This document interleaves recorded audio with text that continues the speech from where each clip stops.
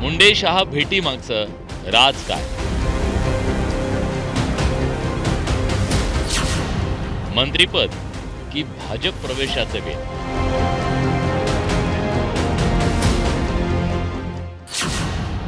धनंजय मुंडेंच्या मनात काय?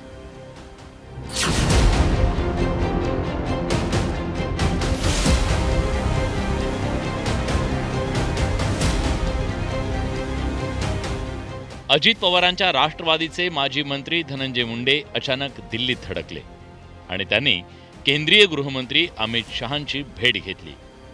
एकीकडे मुंडे दिल्लीत खलबतं करत होते, त्याचवेळी दुसरीकडे त्यांच्याच पक्षाचे मंत्री माणिकराव कोकाटे यांच्या अटकेसाठी कोर्टानं वॉरंट जारी केलं.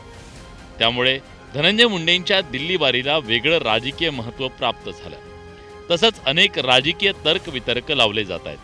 मुंडेंचं राज्य मंत्रिमंडळात कमबॅक होणार अशी चर्चा रंगू लागली आहे. धनंजय मुंडेंचा आणि माझा काल संध्याकाळी फोन झाला. अमितभाईंची त्यांनी वेळ 1 महिन्यापासून मागितलेली होती. त्यांचा एक साखर कारखाना आणि अन्य काही काम या संदर्भातला त्यांनी अगोदरच वेळ मागितली होती. ती नेमकी काल मिळाली. त्याच्यामुळे माणिकरांच्या बाबतीमध्ये कन्व्हिक्शनचा निर्णय परवा आणि काल भेट हा निवड योगायोग आहे. यापेक्षा त्याच्यामध्ये काय आहे असं मी काय त्या ठिकाणी मानत नाही. आणि मग मला धनंजयनी काय अमितभाईंच्या जवळ त्यांचा विषय होता त्याबाबतीत तपशीलवार चर्चा त्या ठिकाणी सांगितली.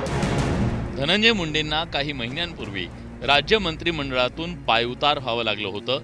मस्साजोगचे सरपंच संतोष देशमुख यांच्या हत्ये प्रकरणात प्रमुख आरोपी असलेला वाल्मिक कराड धनंजय मुंडेंचा निकटवर्तीय. कराडशी असलेल्या घनिष्ठ संबंधांमुळे धनंजय मुंडे विरोधकांच्या निशाण्यावर आले. त्यातून त्यांना मंत्रिपदाचा राजीनामा द्यावा लागला.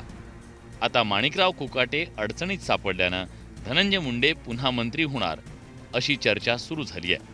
ही चर्चा सुरू असताना विरोधकांनी आणि मराठा समाजाच्या नेत्यांनी धनंजय मुंडेंच्या मंत्रिमंडळातल्या एंट्रीला तीव्र विरोध केलाय.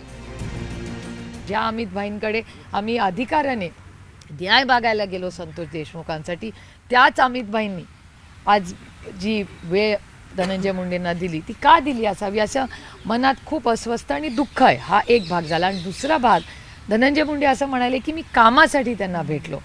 तुम्ही सत्तेमधले आहात.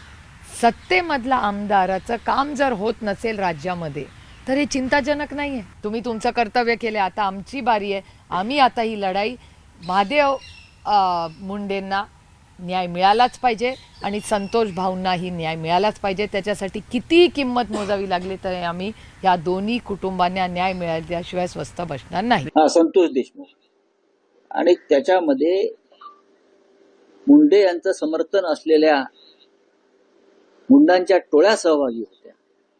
याच कारणासाठी त्यांना मंत्रिपदावरून जावं लागलं ना. मग ते कारण संपलं का?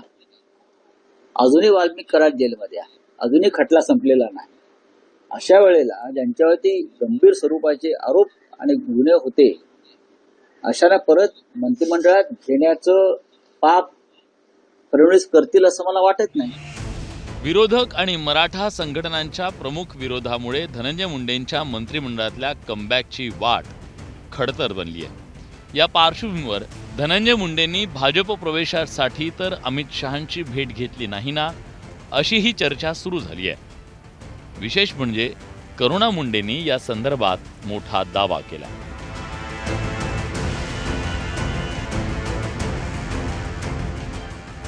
एकीकडे माणिकराव कोकाटेचे जे राजीनाम्याचा खेळ सुरू झालेला आहे आणि तिथे धनंजय मुंडे जे आहे आज सकाळी दिल्लीमध्ये पोहोचले. अमित शहा साहेबांची भेटीगाठी सुरू आहे तिकडे.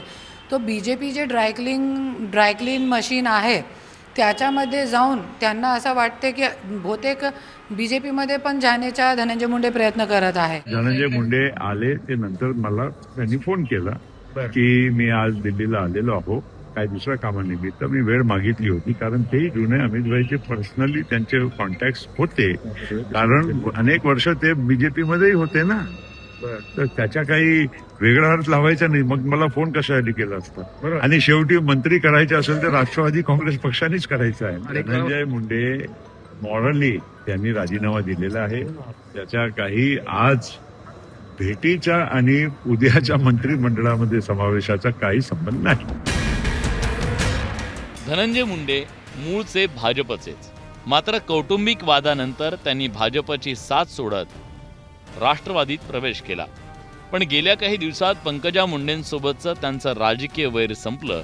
तसंच मंत्रिपदावरून गच्छंती झाल्यामुळे पक्षानं कठीण काळात आपली साथ दिली नसल्याची त्यांची भावना आहे. या सगळ्या पार्श्वभूमीवर धनंजय मुंडेंनी अमित शहांची घेतलेली भेट नेमकी कशासाठी होती, या भेटीमागील नेमक्या कारणांचा उलगडा येत्या काळात होण्याची शक्यता आहे. Bureau report, news 18 Lokmat.